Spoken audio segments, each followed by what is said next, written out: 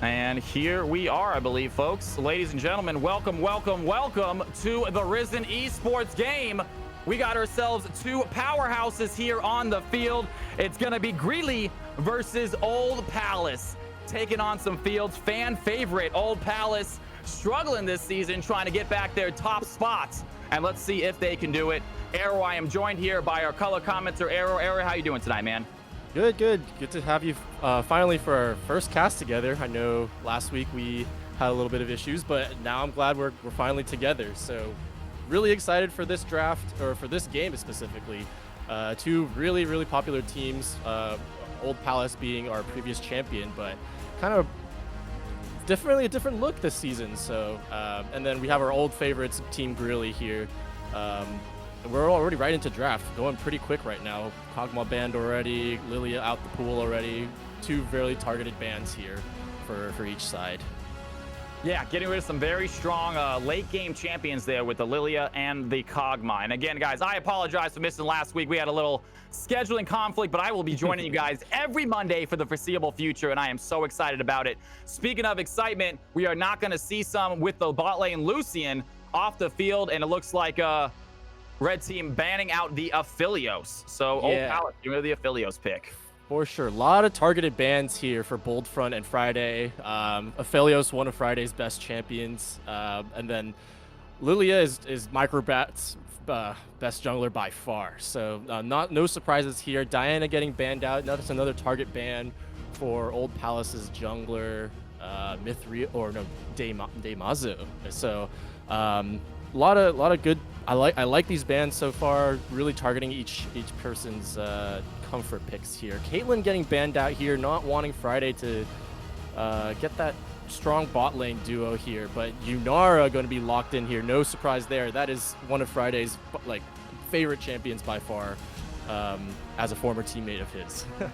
Yeah, that newer ADC Yunara has been a very popular pick. Another one of those later game ADCs, really starts to get going, especially towards the end.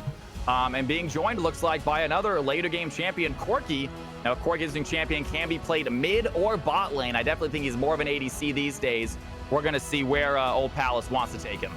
Yeah, I think with the changes that they made maybe like a year and a half ago, Corki definitely more skewed towards that bot lane. I think Yunara, Corki, very even lane early on. Lulu might kind of change that up a little bit. Kind of a strange pairing, if I had to say so. Corki, Lulu. Corki not one of those super high auto attack focused champions, but when he does hit you, it hits like a truck when he's ahead. So interested to see what Greeley want to combo this Yunara with now that Lulu's out of the pool. I mean, plenty of champions that work with Yunara still up.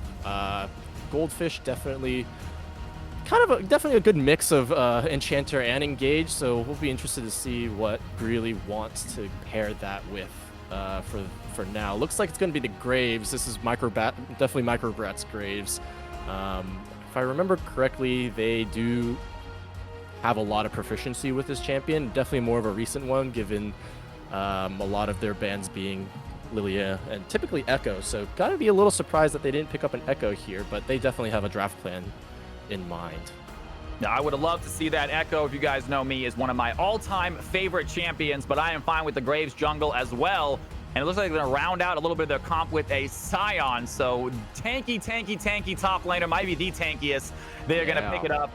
And it looks like we got Old Palace going to answer right back with a Silas. And I do love that Silas pick. And instead, they switched over to Malphite last second. Oh, okay. So Silas Hover, probably more of they were thinking about banning it. But yeah, Malphite coming in, so you got to pay in that Silas. You can't let anybody have Silas on the other team when you're picking Malphite. So good draft adaptation there, banning the Silas right after they're picking the Malphite. I'm assuming this is a top lane matchup right now. Two tanks in the top lane kind of just beating each other until somebody comes and affects it. So Swain ban potentially being hovered here. I think that's a target ban towards the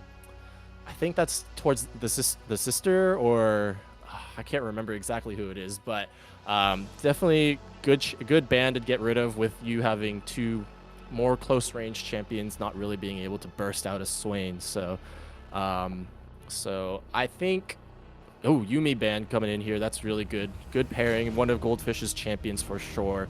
And I do want to point out that Scion and Malphite being taken out of the pool. I mean, these are two top laners that are going to be more of the just the weak side top laners. So having the two staple champions out of the game for games 2 and 3 potentially is going to be pretty interesting for the rest of the series. Yeah, absolutely. And like you said, those bans, I love seeing them. The Yuumi ban was a little bit of an odd one, but getting rid of that strong support can be, especially on the Yunara. Definitely helps Yunara out with her movement, so even greater. And then you see Greeley taking out the Orianna. So a great mid laner, really strong team fight capabilities with that champion. And with this Singed pick, though, might be forcing that Malphite into the mid lane. And that was one of the cool things about Malphite. He is a versatile champion, played many different roles. So maybe Malphite mid, and we could be seeing a Malphite jungle, man. Oh man, okay, that's a good twist. I love it. So this is one of Mithriel's best champions, Singed here. So I'll be interested to see what he can pull out of the bag against the Scion. Hopefully, they can get a big enough lead onto themselves, and kind of make the Scion's life a little bit tough. But Azir coming in here, I love the pick. If you look at the first 3 picks, a lot of AD focus, so Azir making a lot of sense to kind of give Team Greeley that AP damage that they're kind of lacking in their comp. So let's see what support they want to add. They're going to add the Braum, another beefy frontliner for Yunara, Graves, and Azir to kind of navigate their way around the team fight. Yeah, great matchup there. I love the Braum as a support pick. I am a little worried about this Azir. If it was a Malphite mid, it looks like it's going to be a Lux mid instead. So Malphite jungle might be accurate. We are going to see that Malphite jungle. Once he hits 6, Azir is absolutely going to be a target for him. For Big target sure. for Malphite. If he does not have a dash, doesn't have his shuffle ready to go, it is an easy kill for this Malphite. Yeah, the good setup on the side of Old Palace, but I not really liking this Lux pick if I'm going to be honest. Like you already have AP in Singe, you already have AP in Malphite, even you have some AP in Lulu. So now all this Scion really has to do is just build straight magic resist, and I don't think anyone's going to be killing the Scion anytime soon. I mean, they're going to need this Corki to really go out in front and like be able to carry themselves in terms of damage. I think Bold Front really wants to take the front. They want to be the focus, honestly. So it's kind of playing towards what Old Palace wants to, but a little bit questionable of the damage spread coming out from Old Palace here. Yeah, so I'm excited to see what the Old Palace can do. I do like their comp a lot, though. We're going to see what these players can do, especially like to see some of these matchups. One of these matchups, definitely looking forward to. Singe top lane, not a super interactive matchup, I would say. Yeah, and it looks like he's going to have that Malphite there to help him out. So maybe some ganks while he is proxy farm. Excited to see some of that. Yeah, I think Singe probably going to be proxying, kind of try and keep some of that. I know there's a role quest kind of manipulation that you can do with proxying and all that. Not really familiar with it, but I know it exists. But if I had to say so, Malphite doesn't have a lot of gank pressure early on, so he'll probably be full clearing until level 6 when he can get that, pivotal unstoppable force and, kind of try and get these lanes to shift in their favor, to be honest. Yeah, Malphite, one of those level 6 junglers, I call him. Just like the Nocturne, just like maybe a Yi can definitely do a little bit of ganking, but helps when he has his Highlanders. So some junglers really need a Evelyn, really need that level 6 to really get going. Malphite is one of them. But I have seen some massive games from Malphite jungle this season. They changed up those jungle rules, and some crazy junglers are making their way and showing some marks on the Rift. Oh yeah, Malphite definitely getting the benefit of some of the biggest buffs for Riot's, jungle buffs for some champions. Malphite sneakily one of the fastest clears in the game, so we'll have to keep track of how fast each jungler is going. I haven't seen Graves in a while, if I'm honest, but I imagine both junglers going to be full clearing until they get to a point where they can start affecting the map. Yep. Another matchup I'm very excited to see is going to be this Azir versus Lux. I myself am a mid laner, so I know just what it's like going against Azir as a mage. And Lux, it does have safety. She has good range, but Azir just seems to bully mages sometimes if they can play him well. Really can push them under tower, use those sand soldiers to continuously poke you down. And as a mage, you already don't have a big health bar. So we're going to see what this Azir can do if it becomes this late game, a massive Azir like we've seen so many times before. Yeah, I as a very brief mid lane main, I can say Zir probably going to struggle a little bit early on with the Lux poke. If Lux can land some of the E's and the Q's onto Azir, she can outrange Azir like you were saying. But as soon as Azir gets level 6, it's gonna be hell for Lux to kind of try and stand in lane. If Microbrat ever wants to kind of gank mid, all Azir has to do is try and go for a shovel, a Shurima shuffle, and even if you burn flash the first time, the repeat gank is always going to be an option there. So gonna have to navigate this lane pretty well early on for Ghost Party, but overall I think pretty solid composition for Greeley. I think they have a straightforward front to back comp. If they can navigate the early lane or kind of get into the mid game, kind of start doing what their comp wants to do, taking 5v5s and everything, I think Greeley is going to have an easy time scaling. So I think the onus is going to be on OP to kind of keep the pressure up early, kind of just like they want to disrupt what Greeley wants to do in terms of their scaling. Yeah, absolutely. And we're going to see what they can do. Like we said, Old Palace was a powerhouse last season in the Reason Esports League, but just not having as strong of a season, it seems like, here starting out. But still a lot of games left, so can definitely take that top spot right back. Losing some players hurt them, but I'm excited to see how they are rebuilding and if they can't take that #1 spot back here.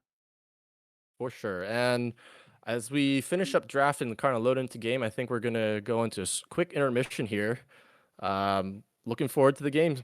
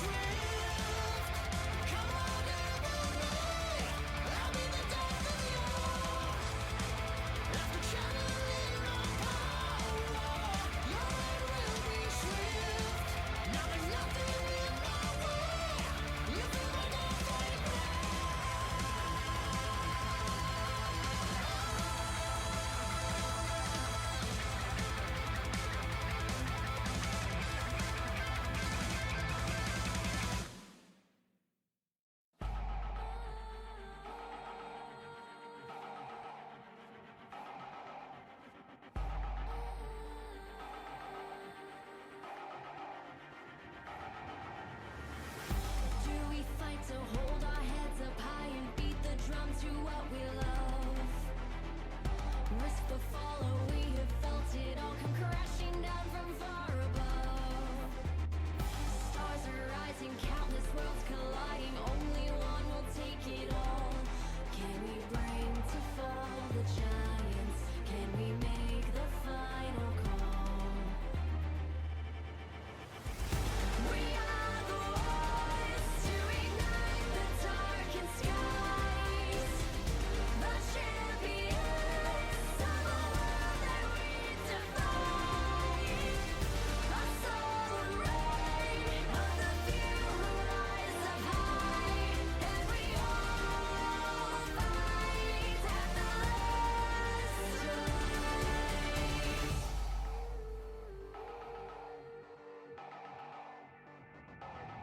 light.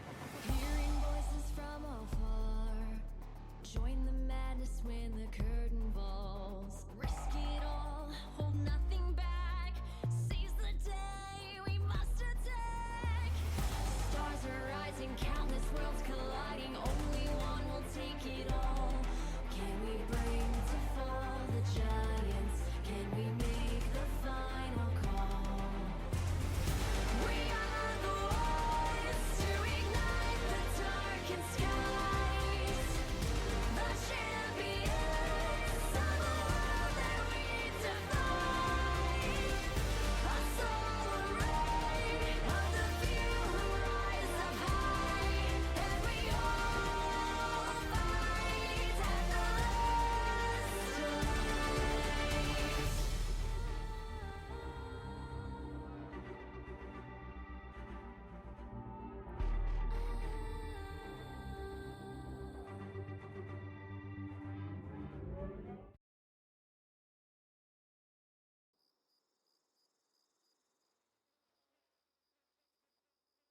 And ladies and gentlemen, I believe it is time. Risen Esports has risen, and we got ourselves a rumble on the Rift. It is going to be Team Greeley in the blue side. We got Team Old Palace rocking the red team. And we're going to see which two of these two powerhouses come out on top, get themselves a win in game number 1. Hell yeah, I love it. So we have a lot of little things going on. Not actually, sorry, lack of level ones. With the new changes in the new season, not much time for you to do any level ones. So we got 2 quick wards, both on red side. So Old Palace warding their raptors and then also warding enemy raptors. So they're probably gonna have good idea of where they want to have good idea where Microbrad is. Make sure he's not invading. Make sure he's not doing anything cheeky early on. But other than that, it looks like it's just going to be pretty standard laning phase. Only thing we got to look out for, you know, something aggressive with bot lane here. If my experience with Friday proves true, he does tend to look for some trades early on, especially on this Yunara, one of his most comfortable champions. Yeah, Friday's so good on this pick. I'm excited to see what he can do. And obviously, early game, you can see that Lux with those early game pokes, just like Arrow predicted. You got those early E plus the auto attacks. Very, very difficult to survive it. But come level 4, 5, and 6, it is going to be Azir's game. He does outscale that champion pretty aggressively. For sure, yeah. So as Azir, you gotta just have to weather the early game. You know, try and dodge as many Lux E's as possible. We have a little bit of trading here bot lane, but nothing too serious. But yeah, I think Mithril's taking a big trade here. Yeah, Singe having some fun with his poison, and Sion going to chase him for as much as he's willing to, but everyone knows you don't chase the Singed.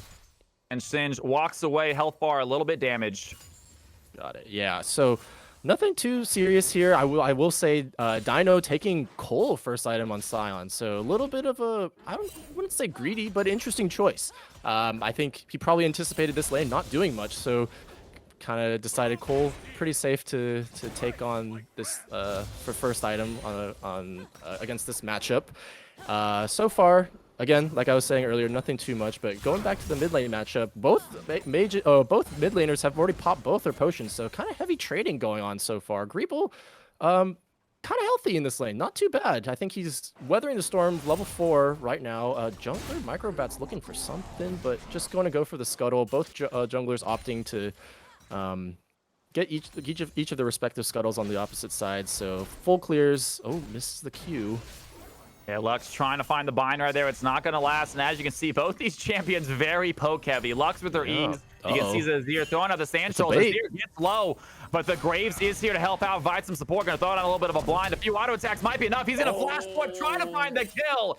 And Lux, with the skin of her teeth, is going to survive. And here comes Malphite trying to help out the play. That's going to be enough. First blood goes to Malphite. Well-placed Q is going to get the kill. And Old Palace on the board. Kill number 1. Good cover there for Malphite there on the regank there. Really aggressive from Microbrat. I really thought he had it, but he flashes forward under tower and he was reloading. Oh no, not enough damage there, unfortunately. So quite unfortunate. Kill does go over to Malphite, and no assist goes to Lux actually. So it's technically a solo kill from Malphite, but not the worst thing in the world. But I think Microbrat probably gonna have to shake this one off. Has a sorted Dirk first back, so on the opposite side, you know, Malphite hasn't gotten their back off yet, but looking to get a ward, and then like, yeah, he's gonna go back to he's on his way back already. Yeah, Malphite picking up 34 CS and getting a kill before his back. He is very, very happy. Probably wasn't expecting anything until his level 6. So getting an early kill, huge play there by Old Palace. Really going to help him out as this game goes on. And bot lane still just trying to poke each other, trying to get that control. Yeah, nothing too out of the ordinary here. I think Friday's going to be pretty okay.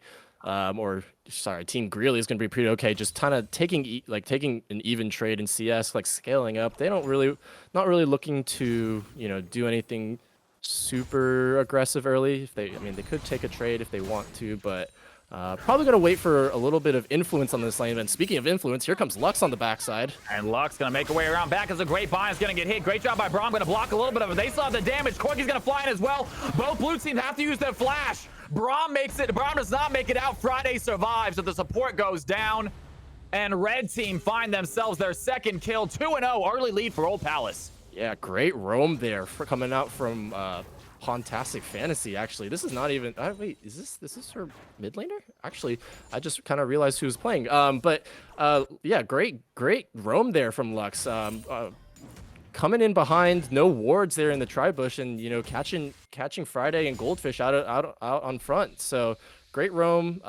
Gonna miss a little bit of CS mid lane, so good job on Greeble to, you know, kind of push the wave in, get kind of try and punish this Lux for roaming as much as she did. You know, at the end of the day, it's only a kill onto the support, and then the kill also going over to Lulu. So, you know, I think even though Greeble down a kill or down 2 kills, I think they're pretty okay. You know, the gold lead's only 200 at this point, so a lot of lane leads just from CS. Yeah, minimum gold lead from those kills. You can see the Azir winning lane. Sion actually winning lane. Good thing he brought that Cole and able to push that Singed way back under tower. And here comes the Luck ultimate. Final Sparks as the first of many, I am sure, just to clear the waves. For sure. Interesting build choice here. Oh, looking at Goldfish here. He has a good angle, though. He's going to find the Lux in the bush. Azir a little bit quick, slow to follow, not able to find the angle. Braum has to watch that Lux walk away. And great play by Poontastic and Fantasy. Yeah, good look there from Goldfish. Unfortunately, you know, Lux using the final spark, pushing that wave in, not really letting Greeble like come. You know, he had to make a tough choice there. You know, either get the wave or, you know, maybe a potential kill onto Lux. She did have no flash. Would have loved to see a little bit of aggression there, but you know, at the end of the day, Greeble gonna get that wave under tower. Kind of try and push this wave out, and Pontastic, good way to get out of there and getting a good back. Now sitting on Hextech alternators, so would be interested to see what she wants to get first item here.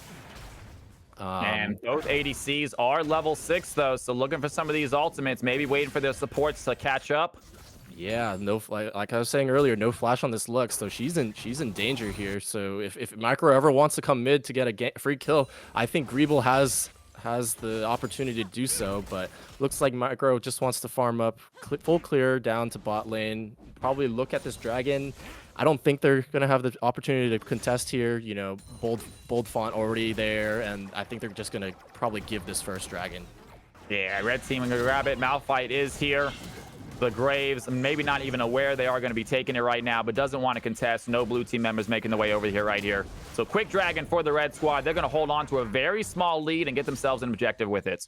Yeah, I think this is a great take from Old Palace here. You know, that they're just playing the map well, got their wave pushed in. You know, 80 carry support already first on the dragon there, but with the lack of pressure topside, you know, Dinosaur getting a solo kill. Holy shit! And I was saying this Singe is getting very low. This Scion able to hit these knockups under tower. He finds the damage. Singe goes down. And what looked to be a hard lane for the Scion, he is pulling out on top. 15 CS lead and a solo bolo. Wow, So you would never guess that this board. guy is a support main. You know, that was clean. I don't know, like nothing, no notes. It was just an easy solo kill for Dino there. So looking good so far on this for a role swap right now. Yeah, and I have to imagine Graves maybe provides some pressure. I'd like to see this Scions do a little proxy farming, but he has not done such right now. Maybe worried about this Graves ganks, but Scion picks up a clutch kill. We have a little bit of fight happen here bot lane. Both teams playing it slow, though. Oh, wait. Dino, why are we buying Sunfire? Look at the... There's 4 AP champions. Wait. He has components for Sunfire. That's an armor item, if I remember correctly. So, I don't know about that one, maybe buddy. his support brain still working. He's used to buying and not quite used to perhaps. building on this super tank that he's playing right now. Yeah. So maybe a little bit of inexperience showing there, but in fairness, I think Bold Font will be the big, the big carry here for Old Palace. They're looking for a dive here. I don't think they can do it. Yeah, Malphite over the wall, hasn't stopped before. It's ready to go. He's going to use a great job there. The Sablasa's going to hit a huge ultimate by the Braum. The Glacial Fissure is going to knock the red team up there, taking tower shots. One blue team member already gone. Malphite goes down. Braum, it's a 1-for-1. Not a bad play right there by the Braum. Massive ultimate. He is not done fighting yet. Has Corki in his sights as well. Corki gets low. The auto attack's raining into this bot lane support. He is barely alive. Corki with a sliver of health. And it looks like a basic 1v1. Nice try there by Old Palace with that dive. Just did not come out on top like they wanted to. It was a good idea. I really like that they pushed the wave in. Ooh, big trade here. And a huge final spark by Lux. There it is. A good shuffle by Azir. She's trying to find some damage. Lux allows the auto attacks, though. Both players are low. The bind is going to hit. And Fantastic Fantasy lands the long-range Q to get the kill. Down goes Azir. Old Palace, 4-2. Ooh, it's a solo kill in the mid lane. Huge for Pontastic to kind of make up for that. Oh, big kill. And fights are not done. Graves finds Singe top lane, but he is now in trouble. Here comes the Malphite. He does not have ultimate, though. It's going to be a 2v1. He wants to get this Graves. Going to flash forward. Needs to get the damage. A great knockup by Scion. Keeps him away from the Graves, but Malphite has the range. Finds the jungler. Picks up the 5th kill. And it is a non-stop scuffle here in the top side. Lux going to come top side. Going to stop it in its tracks. And Malphite walks away with his 3rd kill of the game. Yeah, wow, a lot of action going on here. We just saw Malphite in bot lane, diving onto Yunara and getting shutting down this Yunara in terms of the CS and everything, but, immediately coming back, looking for a little bit of a trade here onto Bold Font, but he just Valkyries away, no danger there, but going back to the bot lane dive, great idea coming out from Old Palace, stacking a wave and then trying to shut down this Yunara, stop the scaling, but unfortunately going 1-for-1 there, not the best for Old Palace here, but a solo kill in the mid lane, eventually kind of bringing some of the gold back, but overall the gold lead's still in Greeley's favor. I think they're okay so far, weathering the storm. Yeah, that CS coming into play so much right here. A little bit of poke here bot lane, but you saw earlier Friday pop that ultimate, going for that aggressive play. It did not work out. So you can see Greeley without ultimates here in the bot side, getting shoved under tower once again. And Corki has this long-range poke that Friday seems to be having difficulty dealing with. Yeah, no, it's rough for Friday here in the bot lane. Corki with the rockets are gonna outrange Yunara before she could ever auto attack. Oh my gosh, Yunara is super low right now. So tough decision for Friday here. Do you stay for the wave or do you kind of try and take it back here? But it looks like Micro is clearing Krugs and maybe gonna look for a dive or for a gank here onto bot. But Malphite in the vicinity, so it'd be a tough one. But it looks like they're gonna get some reprieve gonna clear that wave and hopefully. Oh, And Malphite over the wall. He's going to land the ultimate. Lux is there to finish the job, and that's what we were talking about. Malphite is going to be looking for this Azir. He finds the kill. Great ultimate, and once again, Singe's in trouble. This Singe, he is having a big difficulty here top side. Keeps on getting the flips, keeps on putting Sion into the poison, but is just not doing damage. Yeah, I didn't even talk about the combo that Malphite and Lux have. It's, you know, it's just unstoppable rock into a final spark. So it's like, that's a great combo, and it's a pretty easy set. Oh, and there it is. We knew it was coming once again. Stin stays too long in the top side. Sion walking under tower without a wave. He just tanks those shot, flashes forward, lands the knock up, and down goes Sin for the third time. 2-0 for this Sion top, having a great game. Wow. I would never guess that this is a support main. So much confidence in the Sion here to dive onto the Singe under tower and get that kill. But this is quickly getting out of hand for the Sion. I mean, he's gonna be super strong. I did note it earlier. He does have a Sunfire now. Not my favorite item against 4 AP champions, but I don't think it's gonna matter in the end of the day. You know, Sion's 2 kills up, like 37 CS in the lead, and looking for another kill on the Singe. Is going to find Singe as soon as he comes back into the tower. And as you're saying, exactly, 144 CS, 2-0. Who am I to tell him what to build? Oh. And Azir with a massive play is going to put Lulu on a tower. She has to use Wild Growth on herself to keep herself alive. Azir, clutch ultimate right there. Takes away the Lulu ultimate. Yeah, and that is gone for the next team fight. Preventing OP Palace from getting the first tower in the bot lane, and then in turn, Team Greeley getting the first tower in top lane. So top lane's kind of a mess right now. So Old Palace, you're gonna have to start looking to shore up some of the losses here. Maybe try kind of change up the lane assignments. Maybe get Lux in a side lane. But just saying that doesn't sound right. You know, Lux into a Sion's not gonna change much. So I think this Sion, no matter where they go, is gonna be a problem. And as we say that, Sion is just under tower, gonna hit that knock up onto Lux. Now fighting the Malphite. Good bind there by the Lux. The final spark hits as well, but Braum with the well-timed shield negates a lot of that damage. And the blue team, they hold on to their lives. They're gonna walk away, looking at a possible objective. Graves starting the Rift Herald. Yeah, this Lux super far ahead, honestly. 2 kills, first item with the Ludens completed. There's a little bit of trading here, but I think they're just trying to prevent the jungler from walking into Herald. Oh, it's a five man. Malphite with a big ult was going to land on it too. The Braum trying to help the Graves, but it's going to be stolen. Malphite hits the smite. The Rift Herald goes to the red. Sion looking at Bullfast right now, trying to take out the Corki. He's going to flash away. The knockup is going to land onto the Lux. Meanwhile, the Graves takes down Singe the backside. The blue team, they had themselves a kill. Yeah, they got it. They're trying to be a great steal by the Malphite. Blue team walk away with the kill. And it is a decent trade, but red team also come out on top with that Rift steal. Crucially, the Old Palace didn't get the Herald. Goldfish was guarding it. The Malphite came in with the smite, perfect steal, but they didn't get the eye after the fight. So at the end of the day, nothing for OP. You know, maybe a one team fight or even just an even team fight. So nothing. Overall, a 1-for-1. That's it. Yeah, massive play right there. Absolutely great job by the Braum. Already had a great play saving his Graves, helping him get that kill onto the Singe, and then stopping Old Palace from taking that Rift. And they're going to hold on to their gold lead. 2.6k gold. It is growing. Yeah, I think Greeley has really weathered the storm perfectly. I think at this point it's on OP to kind of try and find some avenues back into this game. But if nothing happens in the next 10 minutes or so, I think Greeley's just going to finish scaling, and maybe a final spark combo. Yeah. And that is it. Down goes Azir. Lux finds the combo they're looking for. 3-0. Pootastic Fantasy has another bind, though. They don't have the ultimate. Graves on the chase is going to flash forward. And we are moving our attention towards the mid lane. Graves realizing he can't go under tower. A big bind by the Lux, gonna keep him under tower. One more attack is gonna be enough. It's a 1-for-1.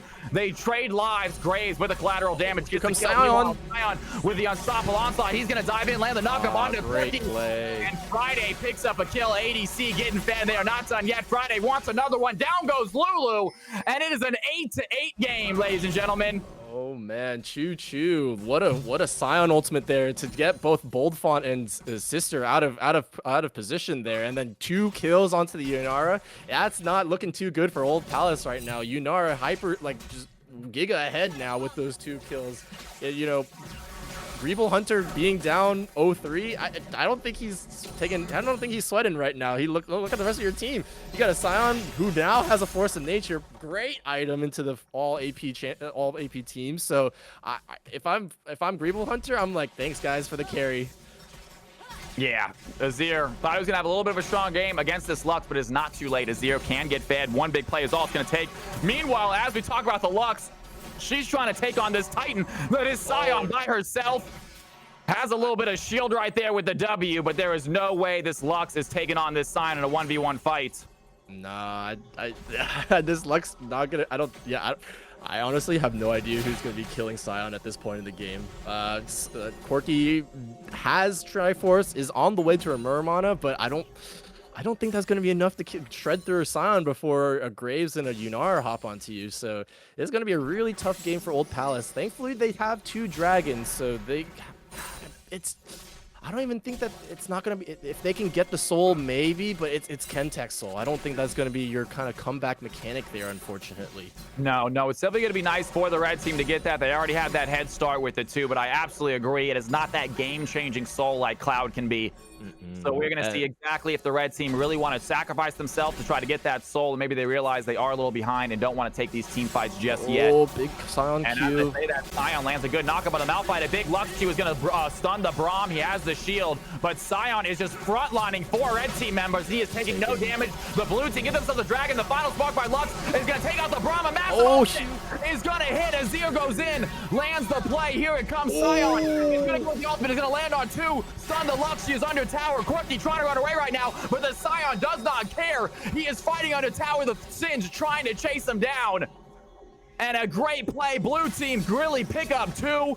OP grab themselves 1. But the dragon goes to the hands of the Greeley, and they hold on to their lead, even add to it.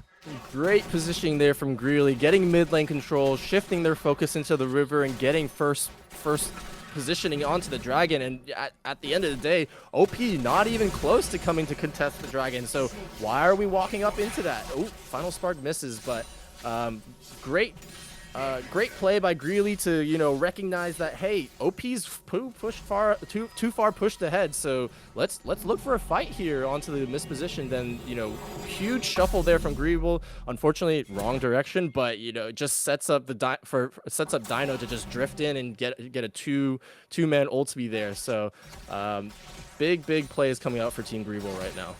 Yeah, big ultimates there, and huge ultimate from the Malphite. They just did not quite have that follow-up to win the fight.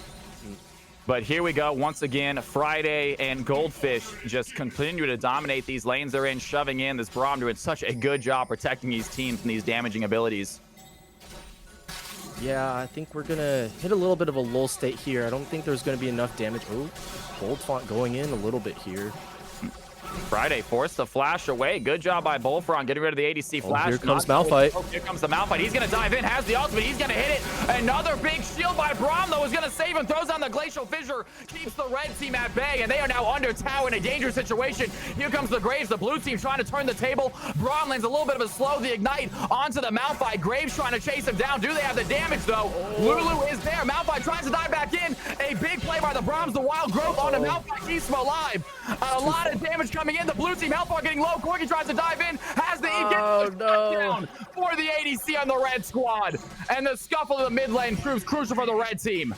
Oh no, Micro goes too far trying to get a kill onto the Malphite there, but not enough damage to take him down. Malphite stacking armor, so this Graves not going to be doing as much damage as anticipated, but Friday, you need to honor your support there, keeping him like Goldfish really keeping Friday alive with the huge Braum wall and keeping him alive and everything. So yeah, 5x honor onto Goldfish there, but looking for a little trade here top lane. Don't think absolutely, and once again, someone's coming to deal with this Scion. I don't think anyone truly can deal with this Scion. He's going to continue to push forward, get that tower down to just 1 play left. He's trying to get himself even more gold in his pocket. So in the meantime, you know, Friday getting the mid tower there, good push there. Looks like all 3 outer turrets are down, so Greeley has the map to play around with. They're probably going to be looking at this dragon coming up dragon coming up soon, or is that the right timer? I'm not sure. I see 30 seconds down there, but I can't tell if that's for the dragon or the scuttle crab.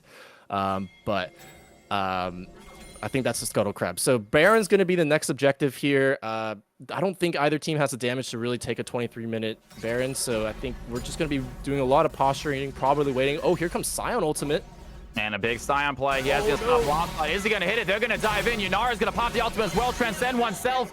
The Corki looks low, and Friday gets himself on a killing spree. Easy takedown for Old Palace's ADC.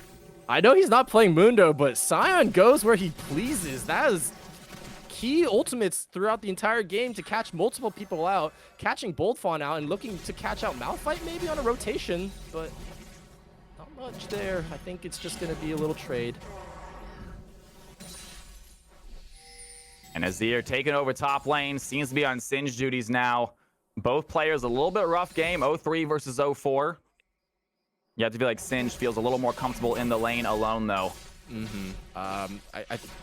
Not much they can do on the side lanes. I mean, Malphite's probably gonna has to commit a lot to get somebody on a side lane, but I think that's probably their way back in. You know, look for Greeble Hunter in the side lane, try and catch him out, or even I hate to say it, but look for a kill on Scion. But I don't know how you're gonna kill a Scion at this point in the game. Now, who does that exactly? Who is responsible for that? You need many ultimates, and definitely gonna need Corki there for that. Yeah, we'll see what happens. Meanwhile, blue team gonna try to sneak a quick dragon. Yeah, I don't think Old Palace is in the position to really contest here. They're not posturing at all. So free dragon here for Team Greeley, which, you know, just playing the map perfectly right now. I think Scion position bot lane, just 3 people down here. I think I think those are the 3 people that can maybe kill a Scion. You know, Corki, Lulu, and Malphite. But even then, my bet's on Scion not dying right now. And here it is, Scion gonna get hit once again. Corki is there, gonna push him away, and Scion easily able to get out there. He's gonna use the ultimate for a safe getaway. Not sure if it was needed, but it gets back so quick at this point. He does not care. Yeah, 224 CS on this Scion, 3-0, 600 bounty on his head. Yikes! Yeah, this is a big Scion. If possible, I would love to see how many stacks he has on his W. But that is a fat Scion. I don't think anybody is. Oh, 1,182 max health from W. Yeah, they're doing nothing to him. Yeah, there's. I hate to say it, but they're gonna need so much time to try and kill this. Scion. And even with Corki going Muramana, delaying their IE, delaying any armor pen items. So Scion's just walking out. Oh gosh. And they're going to try to go in. Corki's going to take a tower shot right there, and they have just been pummeling this Scion with auto attacks and abilities, and he is still sitting at 60% health. Meanwhile, look what's happening on the other side of the map. Opportunity to start themselves a Baron. Malphite making his way over here. Possible steal if he has the ultimate. They can't get there in time. And blue team dominating this game at the 26-minute mark. 11-10, not that far ahead in kills, but man, they are far ahead in tempo and far ahead in gold. Wow. What a great play from Greeley, recognizing that, hey, Bold Fawn and Sister, they're on the wrong side of the map for this. So even if, you know, Malphite and Lux got there on time, you know, they're not winning the ensuing team fight. So great Baron take there, recognizing, you know, the mispositioning on the map there from Bold Font, you know, and looking for a kill onto Greeley. And they do find the knockup. Here comes the final spark. A good job by Azir. He's gonna flash away. He has a good play as well. The Emperor's Divide puts the Malphite under tower, but not a lot of damage. It's only an Azir tower, so he's gonna walk away easily. Lux there to defend. Yeah, unfortunately, Lux not right there to, you know, combo with the Malphite ultimate. But in the meantime, you know, mid lane getting some push in. Scion going back bot to try and get probably Baron and power the next wave that's coming in. So they have a perfect 1-3-1 kind of set up right now. But, you know, Malphite in the mid lane, no unstoppable force. What is he gonna do? He's not a wall anymore. And what a combo by Microbrad. Hits the Fade, has the collateral damage. Lulu, even with the flash, is not going to save her. Meanwhile, Scion has another target here with the Singe topside. Decent sized wave with the Baron. Singe trying to land the flip. It's not going to do much. There's the knockup. Graves is there. A few auto attacks might be enough. Malphite flashes forward. He doesn't get there in time. Graves on the tower. He's going to go down. But the blue team winning fights all over the map. Something about Microbrat and dying under tower this game. I think that's the 3rd or 4th time that I've seen that. But I mean, hey, looking at the kills, looking at the gold. I think he's okay to keep doing that. But kind of comical that it's happening more times than not. But you know, going back to the little macro game that we got going on. Oh, he's caught under tower. And that's a decent amount of damage by Lux. Gonna throw in the final spark as well, but it does not matter how much you hit this Scion with. He has the shield, he has the health, he is not dying. Not even close, baby. This side, again, not going to be killed by anyone except for maybe a Corky who has a lot of time to hit him. But oh my gosh, he buying a, oh man, what's that satisfying stacking HP item? Oh man, Heart Steal, there it is. Buying a Heart Steal this late a game, that's just a, hey, I'm so far ahead, I'm going to have some fun now hitting you with auto attacks. Yeah, he is already, usually see that Heart Steal, maybe the first item that Scion gets, not this time, but he is still just so far ahead, 257 CS as a support, doing an incredible job CS, and usually the weak point, but not this Scion. No, and as we say that, he is leading their team in here to the victory. He is frontlining 4 blue team members behind him. And they say, follow me to the gates of Valhalla, folks. Here we go, Scion. Yeah, so for this siege, I don't think they can do it. The Baron timed out now, so Team Greeley gonna have to go back to managing his waves, looking for the next objective, probably Dragon up in the next 30 seconds. So just getting positioning. They do have to be careful not to get picked early before the fight, but even if they do, I think there's so much damage. Like, you get a pick onto Greeble Hunter, okay, you still have a Yunar to shred through. You get a pick onto Yunar, okay, Azir, even though down early, they're already on 2 items, 2.5 items now, so kind of looking to get them already back in the game more or less, but really it's this 4-item Graves and this 3.5 item. Oh, big pick onto Mithril. And they're going to find Singe. That's a great knockout. They have Singe stunned. Malphite's going to dive in. He's going to save the Singe life, but only for a second. The damage is there. Braum picks it up. Down goes the Malphite. Friday is enhanced. He's going in. The Transcend oneself is going to be enough. They find 4 red team members. Lulu has to limp away with her life, but the blue team, they're going to teleport into lanes. They're going to try to end this game possibly right here, right now. Yeah, I think they can do it. It's just a classic get to manage the mid wave, get to Dragon first, and just set up first. They force Old Palace to walk into them, and when you have a Scion, that's exactly what you want. So Team Greeley, great game, and they're gonna end it right now. And that is going to be it. Scion has those waves. They're going to push it in. And amazing performances there by Friday on the Yanara. Slow start, very common for that champion. But Scion was the player of the game, it felt like. Incredible job topside, dominated throughout the entire game. Huge game 1 for Team Greeley. Wow, it's just damage charts on Scion here. I mean, Pontastic technically doing the most damage in the game, but it's really this auto-filled top laner that was just the solid rock that Team Greeley needed. I think there was some really good early game opportunities for the Old Palace. They got a few kills here and there, kind of trying to jumpstart themselves. But the more these kills came in, you keep looking top, and it was just a disaster coming out for Mithril.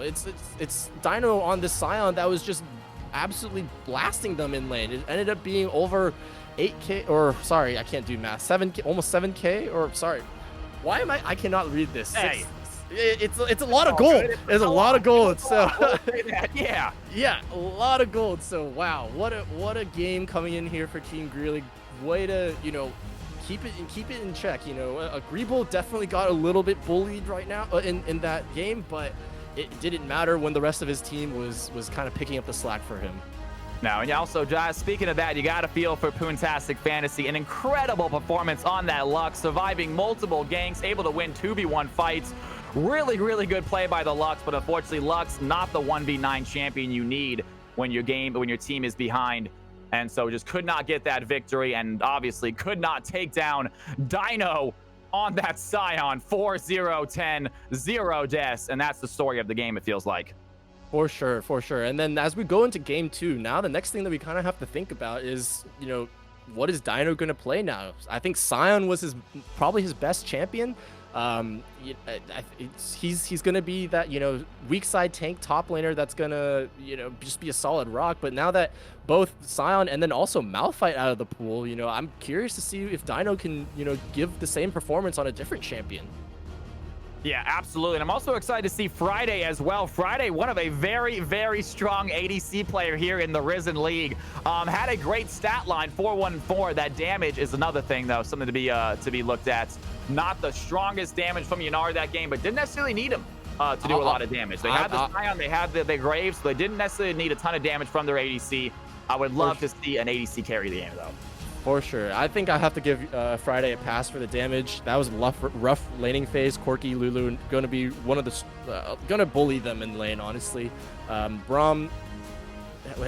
that lane would probably be dependent on Braum landing a Frost or a Q to apply a passive, but it's a pass for me. I think it's okay that they went down a little bit in lane, had a little bit of a rough laning phase, and also had Malphite diving them under tower, but all considered, weathered the storm perfectly. I think at the end of the day, again, Scion picking up the slack on the opposite side of the map, allowing Yunar, allowing Azir to get themselves back into the game and try and close this game out pretty cleanly. Yeah, and absolutely, and I actually agree with you though. But the ADC, even if a high KDA, low damage ADC, I will take that all day over a low KDA, high damage ADC. So I will take a champion that's not feeding any day. I'm excited to see what they play next game though. And like you said, that Corki and that Lulu, they were tough to deal with. I mean, that long range poke, the healing you get from Lulu, it is just not an easy lane to win. But Friday and Goldfish definitely holding their own, and Goldfish showing off some incredible plays later on in those team fights. I mean, the amount of damage that man blocked was insane. Yeah, definitely saving their AD carry a few times, if not more. But interested to see what the next draft is going to, the draft adaptations with all these champions out. I think Boldfont probably going to try and look for a champion with a little more agency, a little more, carry potential. Same thing with Pontastic. I don't, like you were saying earlier, solid in the laning phase, surviving a few ganks, getting a few kills here and there, but Lux is not that 1v9 champion, unfortunately, and definitely not shredding through a Scion at that point in the game. So gonna look towards, Old Palace maybe switching things up, try and get some more carry potential out of their mid and ADC, and, hopefully settling down in the top lane, not letting Dino, run themselves around the map, try and even it out, but try and just match early, and then hopefully get a good team fight later and just maybe hopefully beat Team Greeley. Yeah, absolutely. And coming up here into game number 2 shortly, Arrow, do you have any idea what do you think Old Palace need to do to win this game? Where do they need to improve? I think I touched on it a few times. Get a little bit more agency in the mid lane. I mean, they had a solid game. A little more agency in bot lane. I think Malphite was a great pick. I think they had a decent early game affecting early lanes, but it's just I think what they really need is just Mithril to kind of just lock it down top lane and not let Scion roam around. That's about it. Yeah, absolutely. I think a lot of urgency in mid lane. Closing down that mid lane is definitely going to help them out a lot. I love the Azir pick. Honestly, unfortunately, was not able to come online like we'd like to see with Azir. Had some incredible ultimates, really set up his team well. But just didn't have a huge game. Luckily, they didn't need him to carry it. The rest of the team doing so much damage and stuff. But I would love to see some mid lane focus here. Lux did an incredible job. Maybe can win that lane again and possibly give Old Palace a win this time with another phenomenal performance in mid lane. Yeah. Can we bring to fall the giants?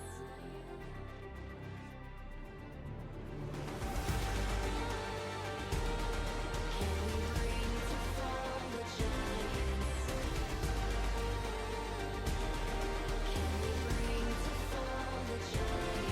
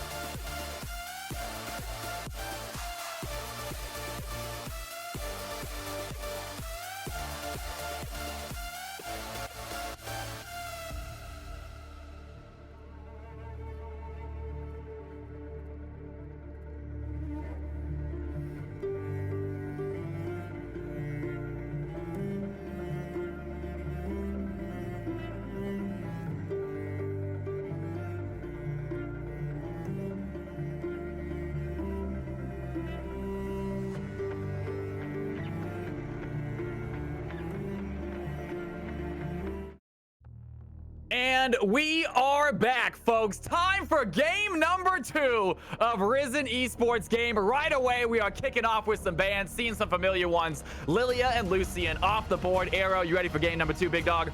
Hell yeah, ready for game number 2. So far, nothing different from game number 1 in terms of drafts. So Lilia, Lucian coming out in the bans. Diana gonna get banned as well. So nothing new. Aphelios immediate ban. So looks like both teams having the same. Oh, a little bit of adaptation here. Set getting banned, and now Tom Kench getting banned. Okay, I jinxed it. We got a caster curse already. So caster curse coming to play. Some 2 tanky top laners off the board. That maybe more of a bruiser, but still has a big health bar, it seems like, especially with those haymakers, that massive shield he gets.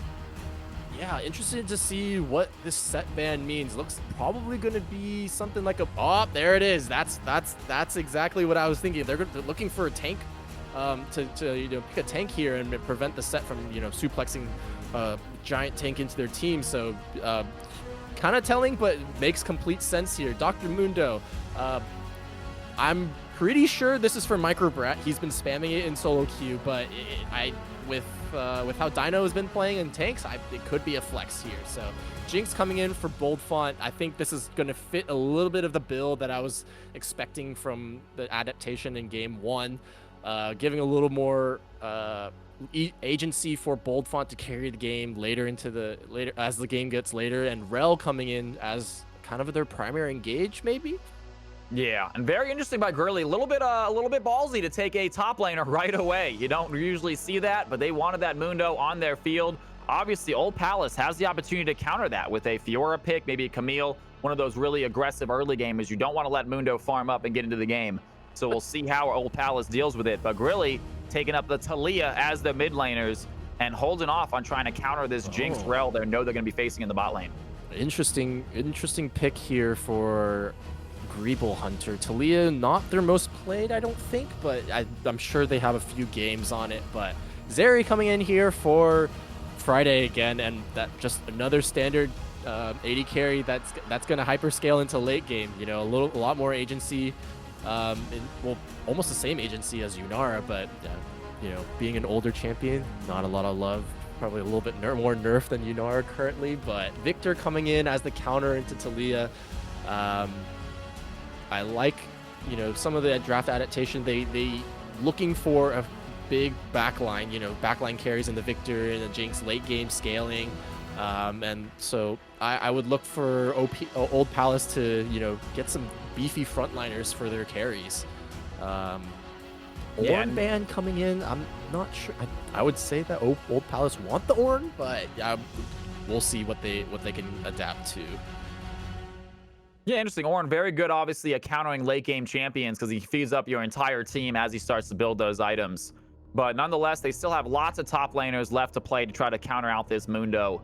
Obviously, knowing your top lane matchup before you pick is a huge advantage. Trevor picks second, so Old Palace got themselves a little advantage there.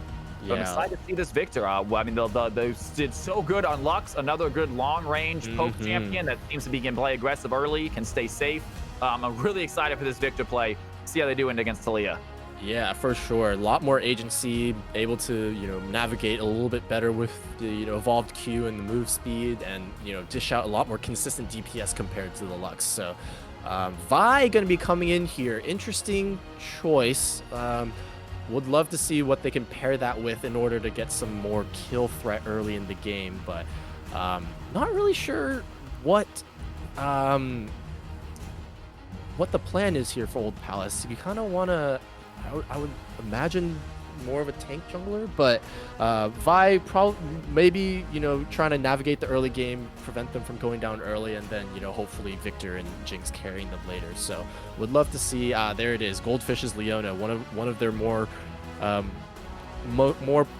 mean, in my eyes, one of their more iconic champions, but maybe they have a different opinion. But would love to see what they want to lock in here for last, trying to show what they're going to pick for top lane or maybe even jungle, but I'm pretty sure this Mundo is a jungler. Now, as you said, okay, so I had him as assumed as a top lane of my caster corrected me, said it might be a Mundo jungle, just like the Malphite we assumed was top lane last game, ended up being a jungler. But pointing back to your fact of the Vi pick, very interesting there with their engage. So they're going to need Rel in these fights. If Vi goes in alone, she doesn't have the tankiness to survive. So they definitely need the Rel as a double engage. We're going to see if they can pull that off. Yeah, Cal, you were correct in the first place. Mundo was the top laner. So Wukong coming in here for Micro Brat. Okay. Unless there's a swap here. I'm pretty sure this is a Wukong jungle. Can go top, but I definitely see that Wukong more as a jungler, Mundo more as a top laner. For sure. Ooh, interesting pick here for Old Palace. Mordekaiser coming in as the counter for Mundo. Yeah, I don't know how I feel about that. I would have liked to see a little bit of a stronger early game champion. Mordekaiser, great late game, but does he outscale a Mundo? That's a whole other story, and I'm not sure you can really put that super early aggression on this Mundo, but we don't know. We might see some in Old Palace. They might have a trick up their sleeve, so we're going to see how this Mordekaiser deals with the Mundo, which is notoriously is a difficult champion to fight against, especially as the game gets past the 20-minute mark. For sure. So another standard team composition for Team Greeley here, you know, strong 80 carry in the back line, you know, looking to hyper scale into the late game. But Talia, and I love the combo that Talia and Leona have with Wukong as well. Like a lot of good early game champions that can, you know, propel you forward into the game. So lots to like on Team Greeley's side, and then, you know, on Old Palace's side, you know, Jinx, Victor, check marks for more agency for the mid laner and for the 80 carry, but bold font. But I have to question the Vi and the Mordekaiser. It kind of not exactly what I'm looking for to, you know, protect the Jinx, protect the Victor, you know, kind of, you know, propel them into the to the late game. But, you know, I think there's a good combo here with Vi, Rel, in any, you know, roam gank situation. But I would have liked to see that Ornn. I wish they didn't ban the Ornn and instead pick the Ornn. I thought that may have made their team a little bit stronger, but nonetheless, I'm not saying that Mordekaiser is not a strong champion. Mordekaiser is a beast if he is put in the right hands, and we're going to see if Old Palace knows how to pilot that champion. For sure. I think especially for Old Palace, you know, even though Mordekaiser Vi, not exactly what you're looking for in terms of team fights, the side lane pressure there is going to be immense. You know, Mordekaiser, if like you're saying, can scale into the late game and become, you know, the menace that he you know, he's designed to be, potential, you know, problems for Team Greeley when you're in the side, having to deal with him in the side lane. You know, inversely, if Dr. Mundo starts popping off like you know, if Dino starts popping off like he did last game, I think I said it in the first game, Sion goes where he pleases. Now he's playing Mundo. Mundo goes where he pleases for a reason. Even more so. Exactly. So I'll be interested to see if Mithril can, you know, lock it down. You know, I think this is one of their more comfortable but I do have to say, it's like last game they were on Singed. That is one of their most played. So if they're not comfortable on the Singed, you know, I have to question if they can be comfortable on this Mordekaiser in this matchup. And let me ask you, you Mundo and you Mord players, because I am unaware, and my co-caster might have said it. Is Mordekaiser able to ult Mundo when he has his CC immunity? Or does that block it? I'm curious. I am not a Mordekaiser or Mundo. I don't play either of them enough to know that interaction. But I'm just thinking, I know that CC interaction blocks a lot more things than you would think. And I have a feeling it might block out Mordekaiser's ult. You might be onto something here. I am looking online to see if what this might be considered as, but that is a very true interaction that could potentially happen. If another Mordekaiser mistake in picking the Mordekaiser, perhaps that might be the mistake, but it's gonna depend on Mordekaiser or Mithril to land the E to break the passive from Mundo in order to ultimate. Although on the flip side, you know, there's a lot of good champions to ult other than Mundo. At the end of the day, I think I'm not later sure in the you want to game, be caught in a 1v1 with Mundo anyway. I wouldn't want to be as a you know, 80 carry main. I never want to be in a 1v1. So, you know, there's a Talia, there's a Zeri, there's a Leona, there's a Wukong. Hopefully you don't ult the Wukong clone. If you do, that's a disaster. Classic mistake.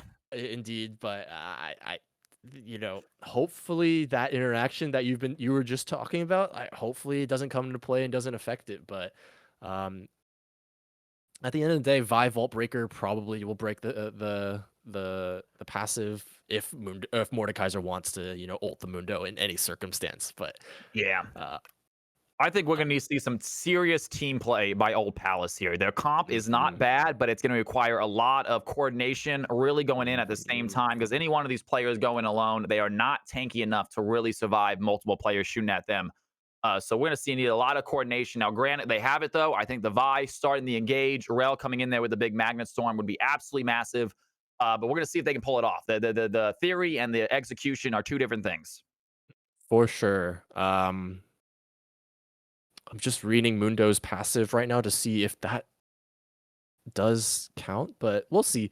Like you're saying, I'm excited to see how this game goes, and as I think we're wrapping up draft and getting into the game. I think there's going to be a little bit of a delay, but Cal, you want to take it away? And here we go, guys. We are just getting set up right now. We are going to get started on this absolutely epic game number 2. We're going to see if Team Greeley can't close this out right here or Old Palace have the fight in them to force a game number 3. I am excited to watch it. I hope you guys are too. Excited to be casting it. And we are going to get this game started very shortly, folks. Stick around.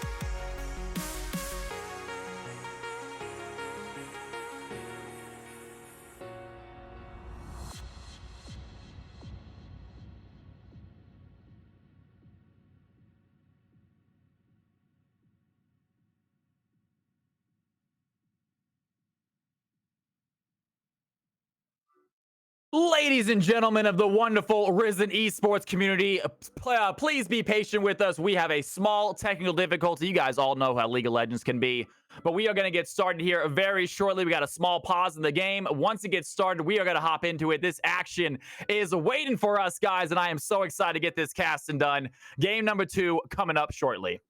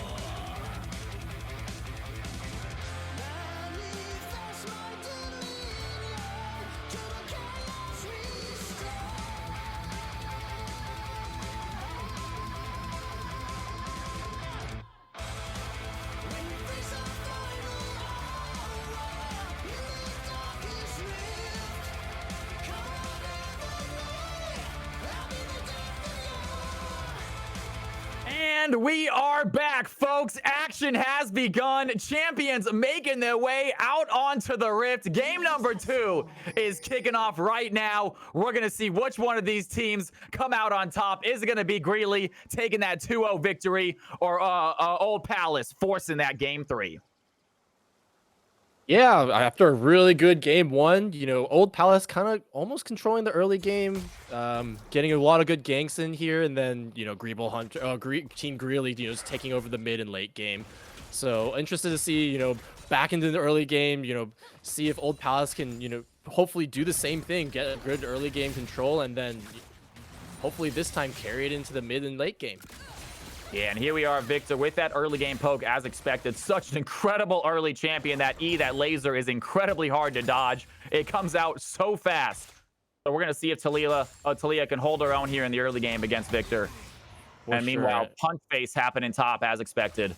Yeah, so I think my eyes probably going to be on top lane, trying to keep Dino down, not let this Mundo go where he pleases. And, hopefully Mordekaiser, and we'll be able to see that unique interaction that we were thinking about in draft. Hopefully Mordekaiser can show us if Mortal goes through passive. But as for now, it's only level 2, so nothing going to be happening except for some big trades here from Dino.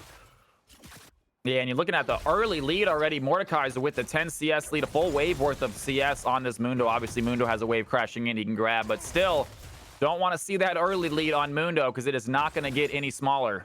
No, it won't. But I think you mentioned it in draft. Mordekaiser, not your early game champion that's going to, control lane and push this Mundo in. So You're right though. The lead is a little bit significant, but they had a big wave. So hopefully, let's see how many can get under tower and after being pressured in the early game. So big trades coming in bot lane. Friday a little bit low, but I think he'll be just fine as this lane ensues.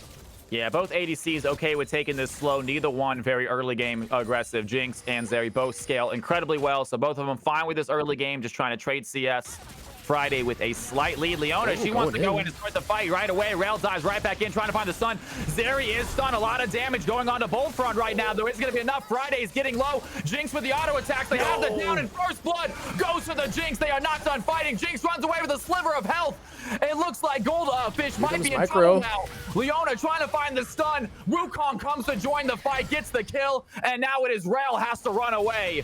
And it's a 1-for-1. As I say that Leona under tower gets the damage. Not enough. Rail has a sliver of health left. It's a 1-for-1 trade. The fights has started here in the bot lane. 2v2 in the bot lane. I said there's not going to be much action, but here immediately both Goldfish lands the E on Leona, going in onto Boldfont there on Jinx, and it's just an auto battle. You know, I think Zeri gets exhausted by I don't know if it was Rel or if Boldfont took exhaust again, but Zeri getting exhausted there negates a lot of the damage, and then Zeri empowered auto accidentally going onto Rel, not able to execute the Jinx, and then it's a clean 2v2, and then Microbrat kind of salvaging the play, but it's a little bit hard now for Friday. You know, the wave is kind of, you know, pushing away from him, so Boldfont exactly in the position where he wants to be. Zister looking for a little bit of a trade. No. Finds a good little double stun. Not a lot to capitalize on it, but still impressive play by the Rel nonetheless. And Zeri's going to try to shove that wave on the tower. Something brewing here top lane. And what a play. Demonzo waiting in the bush. He is going to get caught. Mordekaiser has the pole. Mundo's getting low. They're going to flash on the tower. Another stun goes in. Mundo barely survives. He does live. They really needed that kill. And Mundo, he's going to back. He has teleport available. No CS lost. Great play by Mundo surviving that.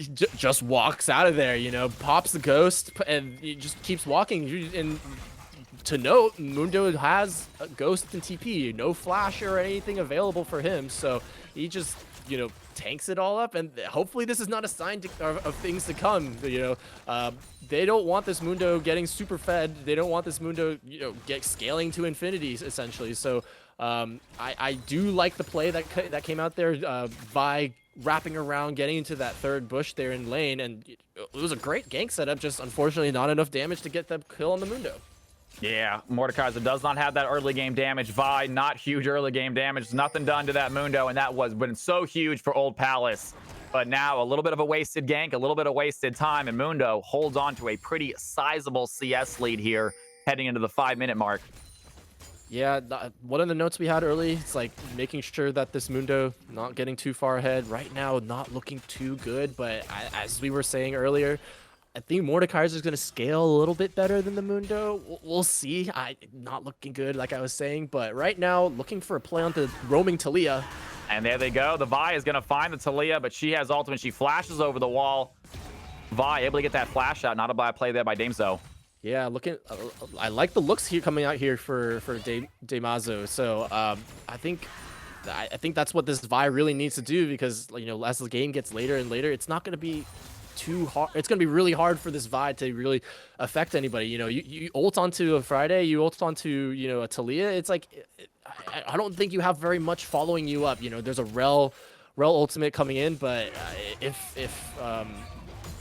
Vi can't, you know, if there's not enough space for, you know, Jinx to auto for Victor to blow their entire kit on, you know, it's going to be a little bit of a tough late game. So I'd love to see Vi, you know, looking to make some plays early and trying to, you know, doing a good job keeping up in CS right now. Yeah, we'd like definitely see some early game aggression. Vi does not necessarily need ultimate to get herself a good gank. She does have it though, ready to go. Both junglers already ready for their ultimates, but Mundo holding on to that lead. I am curious though. I see, you know, double longsword and a dagger in Vi's inventory right now. Are they going Triforce? I don't know if that's the normal Vi build. So maybe going for something a little unique here on the Vi. A little bit more trading top lane. Good trade there, kind of coming out from Mithril here, but good wave state down here in bot lane. I think Friday and Goldfish kind of controlling where the lane goes, and it's kind of showing in the CS lead right now, even with Boldfont getting a good 2v2 kill earlier in the game. Yeah, absolutely. Vi's doing well. Seem to have equalized a little bit of early game disadvantage, but they seem to have gotten it back. They have control of the lane now. And blue team seem to have control of multiple lanes, top and bottom. Definitely in the blue team's controls. Talia and Victor much more evenly matched, it feels like, here in the mid lane. For sure. And I think actually Team Greeley, they had a little bit of a timer here for a dragon start, but Friday going back, Goldfish going back, doesn't look like they're probably going to be contesting this dragon, or they're trying to get their back in before they contest.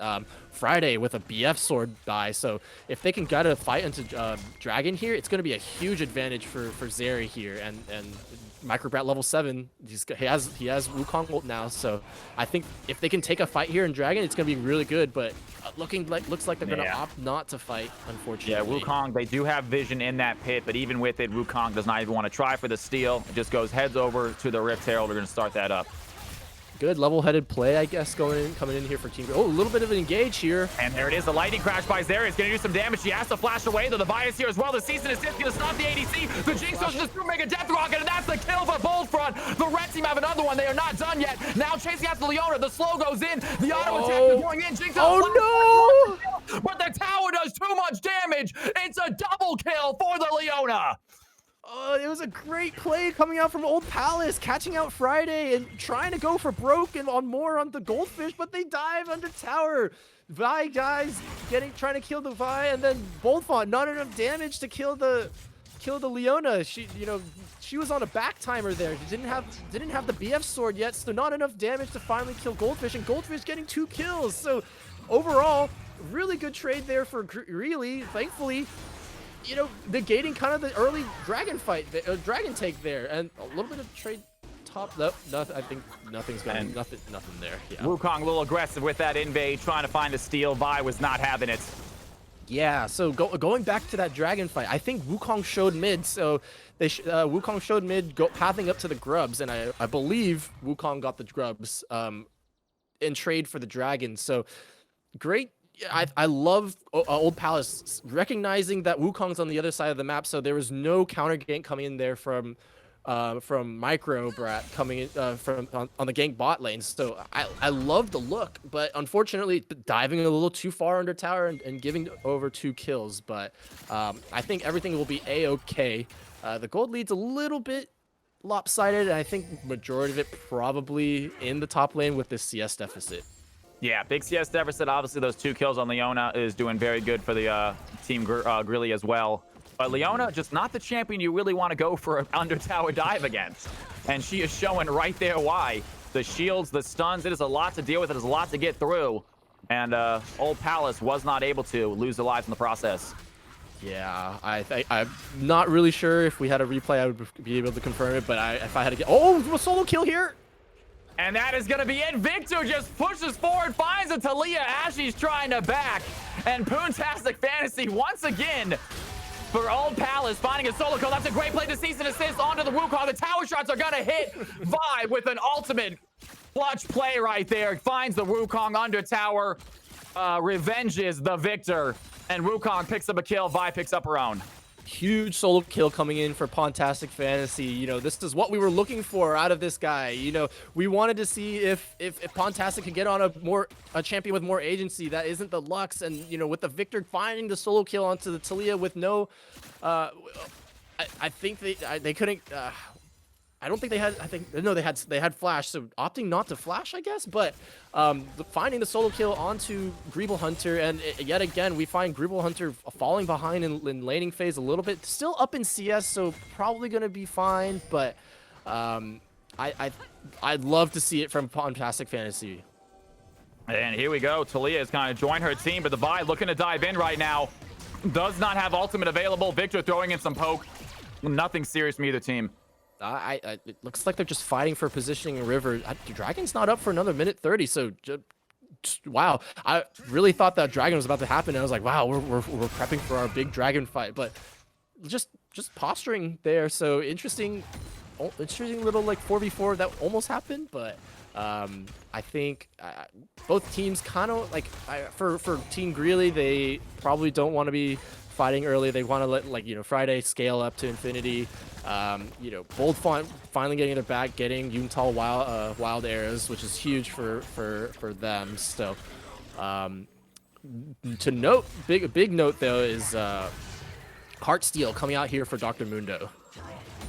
And there it is. And this Mundo is going to grab the Heartsteel. Unlike Scion last game, they're going to get Heartsteel early, as you usually see it. And Mundo with Heartsteel, 122 CS, doesn't need any kills. Once again, I have a feeling that Dinu is going to be massive this game. Yeah, I think Dino definitely having a little bit tougher of an itemization choice compared to last game with the 4 AP, but with Mundo, you just get a bunch of HP and you're probably gonna walk off a lot of things. But a lot of first items coming in here for all the champions except for, of course, supports, sad supports. But looking good so far for both teams.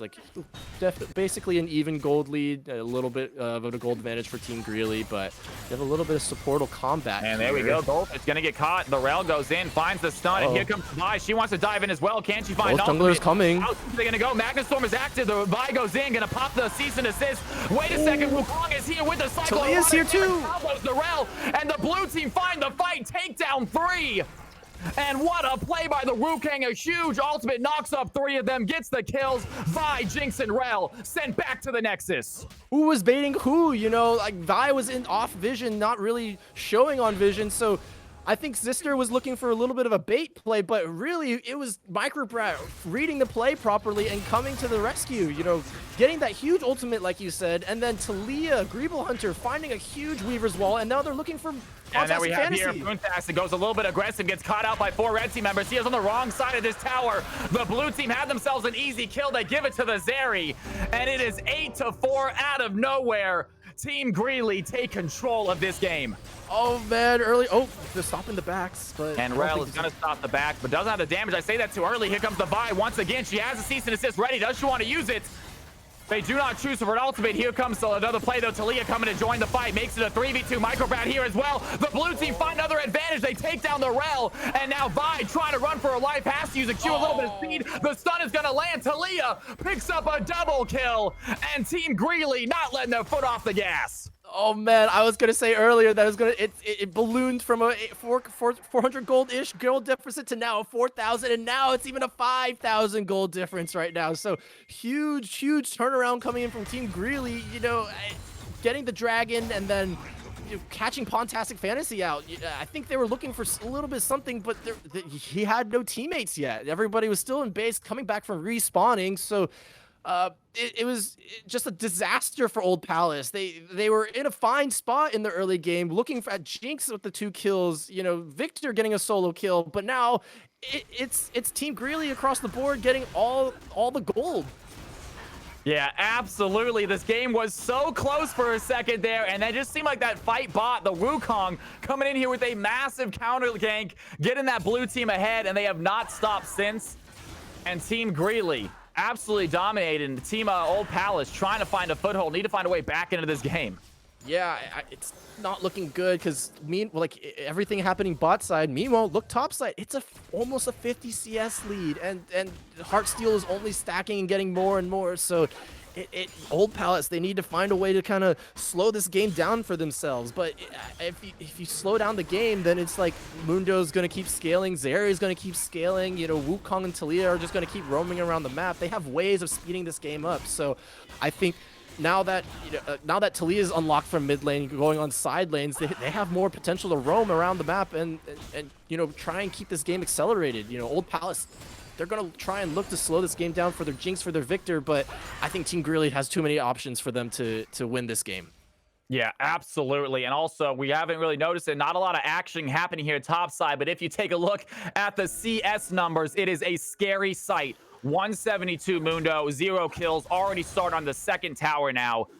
Mundo, exactly what we were worried about. Mordekaiser not able to get that early pressure, not able to stop him from scaling. Well, it is too late now, my friends. Mundo finishes Heartsteel, finishing his boots, double giant spells. This man is scaled. Yeah, it's not looking too good right now, and I don't think Vi's hasn't even taken a look at top lane. Apart from that level 3 lane gank. That was very, very creative. I really liked it, but unfortunately, things just spiraled out of control after that Wukong, after Microbrak, you know, kind of saving the play bot lane. Oh, Zeri pops ult here. I don't know what they're looking interesting for. play there by the Rel. She tried to use that Hex Flash, try to find the stun, and Zeri might have just panic stunned. Pops the ultimate, does a decent chunk of damage with it too. Not sure she was ever going to go for the kill though. Oh, looks like they got Herald off screen and they popped it bot lane. Gonna try and crash this into the tower, get the bot lane tower. I think they also got top lane tower as well. So really not looking good for Old Palace right now. Smites it away. So no crash onto the tier 2 for the Herald. But right now, side lane's unlocked. You know, mid lane looking kind of dire, a little bit dire, but it's Team Greeley playing the map perfectly right now. Yeah, and there the Mundo is just chasing after the Mordekaiser. The Mordekaiser has to back away from that fight. Blue team, hold on. Here goes the Weaver's Wall by Talia trying to stop the Jinx. They are going to find it. Jinx throws down a little bit of a stun. A great wall, though, is going to push it in. And Talia's in a bad spot. Bullfront goes down. The Rel here to help out, but a little bit too late for Blue team members. Surrounding this team, and they're working on a tower now. Easy play. Great job by Talia. Set up that fight for her team. Yeah, it was like I was saying earlier. Talia is unlocked for the map, so they can Weaver's Wall into any lane that they want to and look for picks there. So great recognition. Oh, huge burst here. And they're going to find another play under tower. Down goes the Rel. And this damage starting to stack up on the Zeri. Yeah, it's not looking good right now. A huge shove there from Greeley Hunter, finding 2 under tower and getting a kill onto the Rel here. So really looking good for Team Greeley right now. You know, Greeley Hunter really stepping up after that early solo kill from Pontastic, and you know, kind of really getting themselves back into the game and propelling Team Greeley forward right now. Yep. And here it is, Leona taking a little bit of a shot there by the Vi, but Vi 1-3, struggling to get into this game. Wukong, on the other hand, helping out his team so much. The objectives are tied, but I think that's going to change here in a second with Chem Shake up. Yeah, I think Old Palace need to just give this dragon the hope to catch some wave sides on the sides, and you just like hope to scale into the late game. But if I'm Old Palace, I'm not really thinking about contesting this wave. I'm thinking maybe looking at this Mundo, since they're the only ones on the map, and not really trying to contest this dragon. But it looks like they want to walk through bot here to contest, but Pontastic Fantasy's not even there yet. No, they are not going to try this right now. They do have a little bit of vision, but it looks like Goldfish going to sweep it out. So free Drake to the blue team. Team Greeley hold on to their lead, pick up that Chem Take, and once again a Chem Take. Oh, Greeble's hunting. Here goes Weaver's Wall, though. Who is she going to stop? Going after Jinx first, but immediately Vi pops the season assist, and this looks like a danger, but Talia, she has a flash over her own wall. The Jinx cannot find the kill. She does get taken down, though. Vi shuts down the Talia. They are not done fighting yet. Leona flashes over the wall. They get the sun. Sister trying to run away now. The Rel needs the safety of the tower. And the red team do find it out after losing to themselves. Blue team find another clutch fight. Super aggressive there from Greeble Hunter. I love it. Catching Bold Fountain out on the side lane. I don't know what they're doing, farming, pushing up that far, especially after they know that the dragon has been taken, and maybe expecting them to have backed afterwards. But I think there's plenty of vision for them to realize that, hey, Jinx can't be pushed up this far, and you know, if their goal is to scale right now, they're not doing a really good job of it. The gold difference is almost 9,000 gold right now, and it's only getting worse. And like as there's so much action going around on the map, it's something funny seeing these two top laners 0-0-0 and like nothing going on top lane. Yeah, across the board, no kills, but I do not mind. Old Palace are definitely in a big hole right now. They have the comp to get out of it. Victor, great late game. Jinx, great late game. Mordekaiser, great late game. Mordekaiser, he is losing lane, but he's not being killed. He's not feeding. He just is a little behind on CS and definitely behind on pressure. If Old Palace can find a lucky fight, it would have to be a little lucky, but they might be able to find it, get their Jinx some kills, get some gold, and maybe get back into this game. I think they need a few. I think they need multiple lucky fights to get back into this game. But the item difference right now is just really big. Right, we have everybody on Team Greeley looking at their third item. Meanwhile, Old Palace still looking for their second items here around the board. So not looking too good. If they can somehow slow the game down, you know, maybe they find a way back into the game. But it looks like Team Greeley is just doing a really good job of trying to like suffocate Old Palace, not let them walk around the map. Yeah, they're pushing in. You see they're putting deep wards in the red team's jungle. They just have absolute control of the entire map. But a good thing I want to point out, talking once again about Mundo and Mordekaiser, they're both level 15. Mordekaiser, as I say that, Mundo does level up. But Mordekaiser hasn't been able to keep up CS, but he is staying with that wave. He's keeping his XP up. And 0 deaths is always something you want to see from your top laner. As we say that, Vi possibly going over the wall, thinking about it, and decides not to. Nah, I think unfortunately this is what Vi wants to do. They want to look for plays, but it's just that's unfortunately not what Old Palace wants to do. I think if they can get Victor in a side wave and have Vi shadow them, you know, potentially they can look to catch out anybody who goes to answer Victor. But if Victor's going bot right now, then it's going to be an easy Baron for Team Greeley right now. And Mordekaiser picking up the 4th tower now for the blue team. Old Palace still without a tower this game. They are struggling here, but Vi finds an opportunity. They have the knockup. The Jinx is there with some ultimates as well. Wukong goes in with the Cyclone. A big lightning crash by Zeri, though, is going to shut that play right down. Victor finds the stun. Does he have the damage? Zeri's still alive. They take down the ADC. Microbat turns attention towards the mid laner. Victor flashes away from the knockup. It's not going to be enough to get away from the Leona, though. And the blue team, they take down 4 members. Mordekaiser left standing, watching his team go to shreds. Yeah, finally Mundo getting some assists here, so no longer 0-0-0, but like it's a huge team fight for Team Greeley, and it's played perfectly, you know. Hit the Baron and like make them walk into you. So Vi forced to walk into them to try and contest and get vision, but it's just an easy turn there for Team Greeley, and they're so far ahead that they're gonna get the free Baron, and they're also gonna wait for Friday to respawn too. And there it is. Team Greeley picked them up a free Baron after a clutch play. And their control of this game has not let up. It's only gotten bigger. That 10K gold lead is turning into a 12.5K gold lead. This is getting insurmountable. It's not looking good for Old Palace. They need they need somebody's PC to disconnect. They need a lot of internet bugs. They need something to, like, you know, something impossible essentially right now. So I do like Sister looking to get some vision here, but it's gonna get easily snuffed out, and Yeah, I thought the Rel might have been in danger right there, but Wukong does not want to pull the trigger. Instead, grabs himself a scuttle. I like the restraint. Slowly suffocating them. Yeah, I like the restraint. Not really having vision in their deep blue side, so jumping on a Rel probably inadvisable. It's what Old Palace probably wanted, but yeah, not looking. Oh, rough trades under tower here. Oof. And this is the epitome of Mundo goes where he pleases, just fighting under tower. Yikes. Oh, oof. I can't. I don't like to watch this. Oh no. Looking for a pick. And Rel, he might be in trouble. Has a little bit of a dash. Has some speed. Wukong is there though. Doesn't have an angle. He's gonna dash forward. Finds the auto attack. Down goes the Rel. Yeah. And Jing has to watch the support go down. Meanwhile, Mundo, he's going to get trapped right here. He has 2 red team members. Is this enough? Mundo has a maximum dosage. He's going to pop it. The Vi is looking low. He's going to change the attention towards the Victor. Another big stun there onto the Vi. Here comes the Mordekaiser to help. And Mundo, with that health bar, coming right back up the red team with 3 members, still cannot find the kill. All they get is an ultimate. And they have to walk away empty-handed. That's so depressing to watch. I think the Mundo came out with more HP than they started, so it's a rough one for Old Palace. Team Greeley pushing bot lane, doing exactly what they need to do to keep this game up, and it's the same question I had last game. It's like, who's killing the Sion? Who's killing this Mundo at this point in the game? There needs so much time to try and shred through that Mundo, and like their strongest champion, Pontastic Fantasy, with both, like, you know, tank killing items, not enough in this situation. And this isn't even a situation where Dino's building resistances right now. It's just straight HP, so it's not looking too good right now. But just beating a dead horse, unfortunately, right now. Oh no, Mithril. And here we go. Mundo once again chasing Mordekaiser. That is a long way to get back to your tower, my friend. Mundo, can he find the slow? Looking for that axe. He needs to hit it. Mithril needs to sidestep it. Not good there. The damage is coming through. Mordekaiser trying desperately to get back to tower. It is a race against time. He's going to have to use his flash.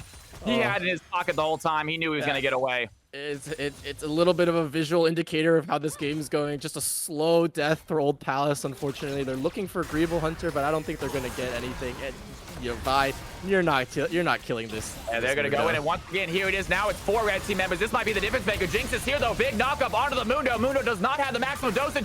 There's the damage, and just shutdown goes to the Vi. You would have loved to see it on the Jinx. She flashes away, though. The Microbat, he wants to go in. The Wukong gets a shutdown as well. Mordekaiser picks up one. The Jinx is frenzied, chasing after the blue team, and out of nowhere, 2 blue team members sent back to the Nexus. Okay, good looks there from Old Palace, catching both Dino and Microbrat out of position. I think Microbrat trying to save his top laner, but I want to say he got death roamed, but I'm not really sure. Can't really tell with the UI right now, but good looks there from Old Palace. That's exactly what they need to try and inch their way back into this game.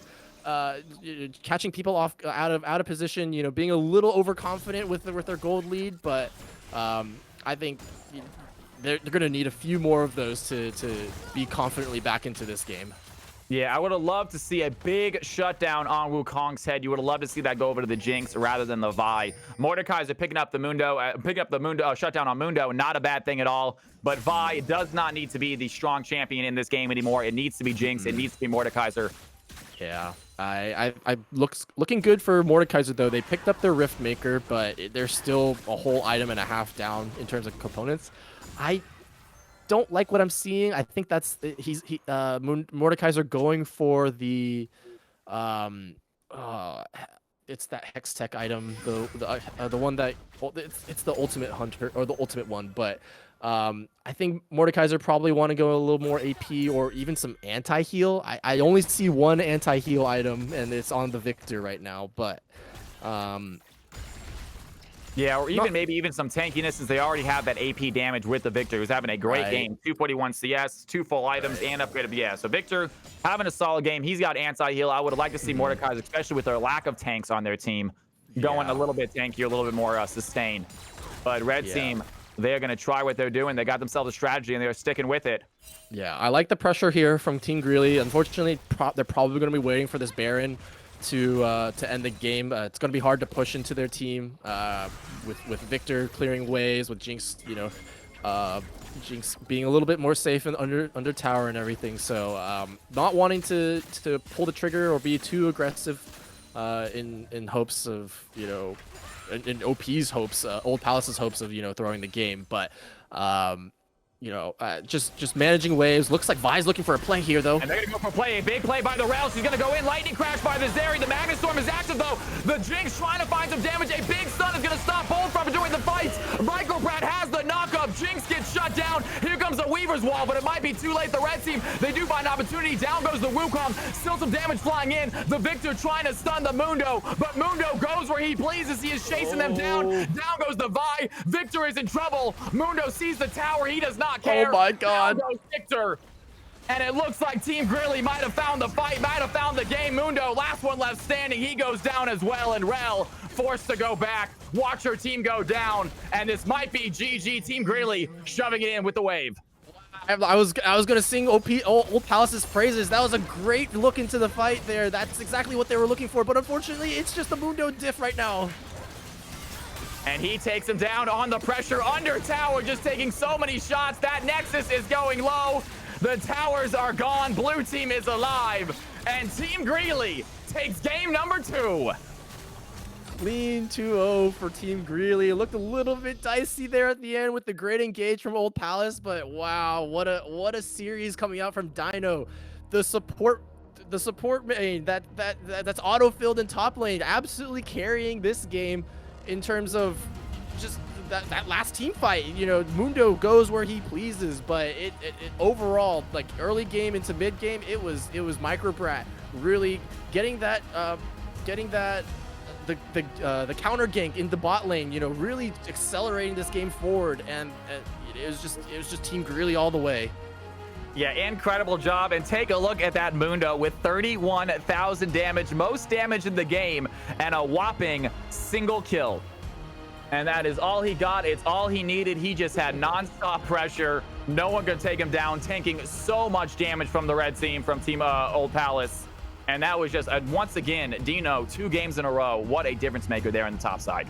Yeah, it was very late in the game, but at some point they were 0-0-0, and then all of a sudden they become this giant tank that nobody can kill except for that one time. But other than that, it's just super clean game coming out here for Team Greeley. I love the team play coming in. Talia, Wukong working well together to find picks around the map. Talia, Greeble Hunter kind of bouncing back after that early solo kill and, affecting the map with that Weaver's Wall.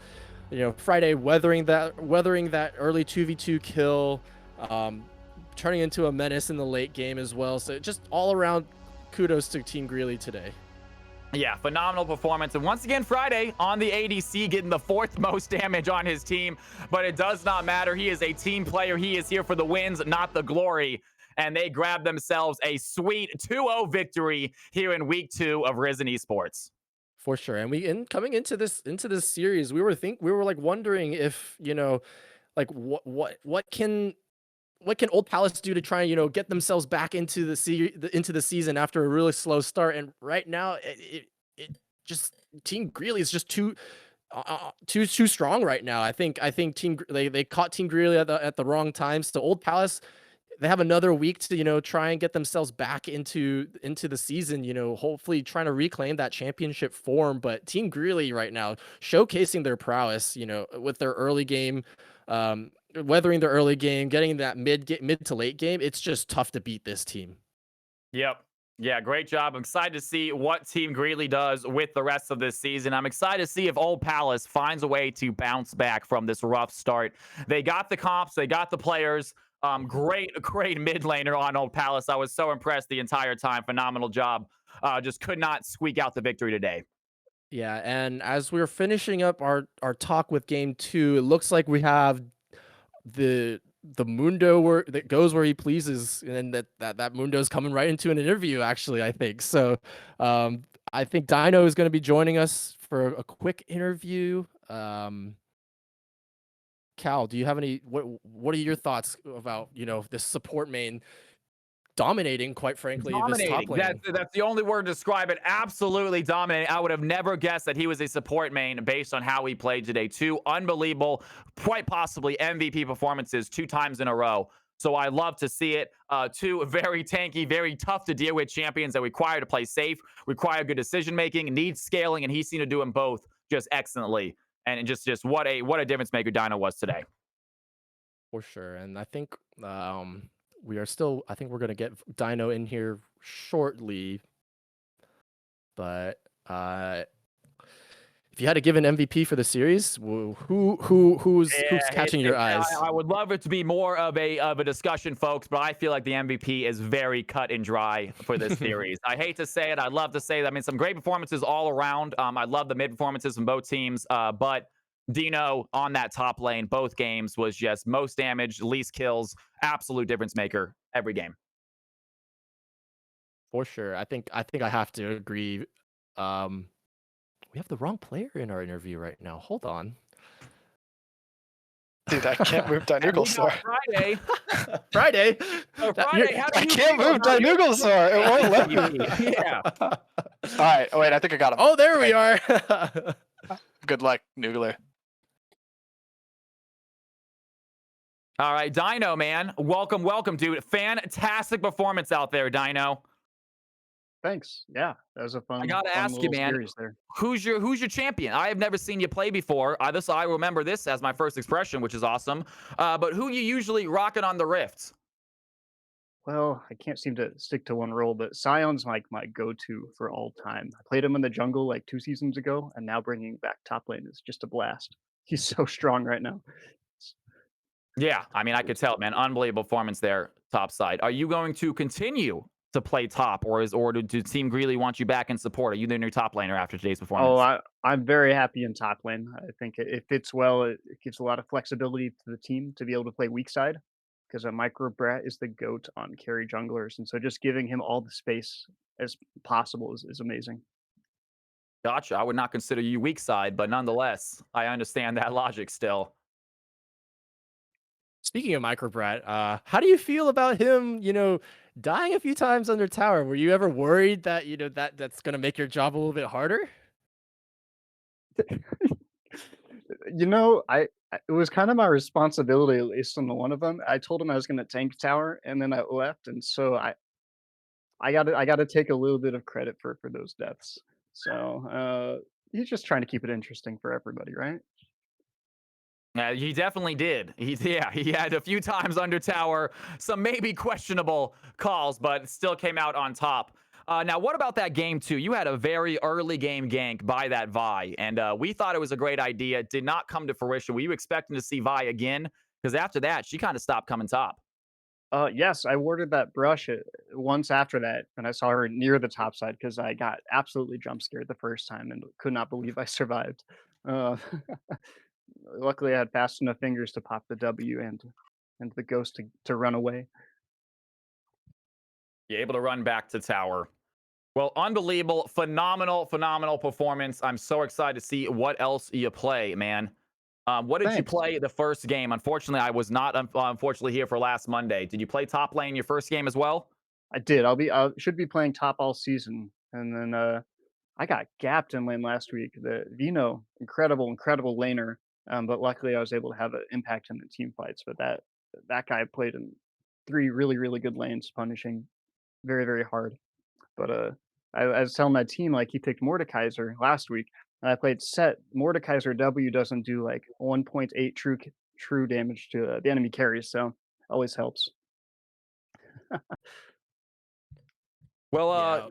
you got MVP pretty unanimously here from the two casters, but I'm gonna ask you, and you are not allowed to vote for yourself. From your team, man, who do you think besides yourself was MVP this game, my man? Uh, the series or just the game? In the series. Let's give him the full series. Mm, let me take a look. Which one of your Uh, teammates were you super glad you were playing with at the moment? I was super happy with Goldfish. We put him on two of those picks, like that. I think were just great picks for him. He's so flexible in draft. Like whatever we need, he'll play. Enchanters, you got him. Engage, you got him. Like the Braum game one, so good into the engage they had, and then game Mhm. two, the Leona, just really clean stuff to keep the game stable because Bold Font and the Exister are really strong in lane. So just I was blown away by his performance against really strong laners in the opposing side.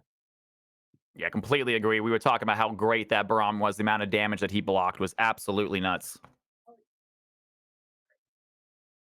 Yeah, for sure. And I think I said it earlier, or we both said it earlier, but it's like you definitely were our MVP for the series. But I do have to give some kudos, even though I did call him out. But Microbrat definitely had a really huge play in the bot lane in game two, kind of turn around that counter gank. But did you guys know that Vi was in the areas to call for that counter gank? Sorry, say one more time. In game two, there was you guys got jumped on by Rel and Vi, but then I think Micro and Greeble Hunter, they jumped in to counter that gank, and then that's kind of what propelled you guys forward into the game. Did you guys know that Vi was in the area in order to call for that counter gank? Oh, I don't know. I was just farming in the top lane. Yeah, top is an I trusted them. I was just farming the minions. I knew they were gonna win, one way or the other. I was just gonna keep killing minions and buying items. Nice. Lore accurate Mundo. Just push. Very nice. Any more questions there, Arrow, for our MVP performer? I think I'm good over here. Congratulations on today. Dino, what Thank an you. honor it was to watch you play, my man. Great stuff out there. I am so excited for the future games to see what else you bring into that top lane, my man. Absolutely. Thanks for having me. Ladies and gentlemen, that was our MVP of this series, Dino Uglesor, however you want to pronounce it. I love Dino. But either way, what a performer, what a game from them. The entire team, in fact. But you got to single him out. He did a great job. Excited for the next time. And excited for the next time we get a cast for you, lovely folks. What a fantastic performance from two teams today. Yeah, great call today, Cal. Loved finally working with you after a little bit of a funky last week, but I really great cast today. Yeah, I'm looking forward to future Mondays, man. I think we're gonna get a really good chemistry going, brother. For sure. So yeah, thank you for all the viewers. Much appreciated. Cal, you want to sign us off? Yeah, thank you for the amazing week, you guys. Make sure you stick around for all other future games. If you have not followed Risen Esports yet, do that now. Get here for every live game, games throughout the week, live casting. It is an up and coming. It is a fantastic community, fantastic organization. Be part of it, folks. And I will see all of you guys next time on The Rift.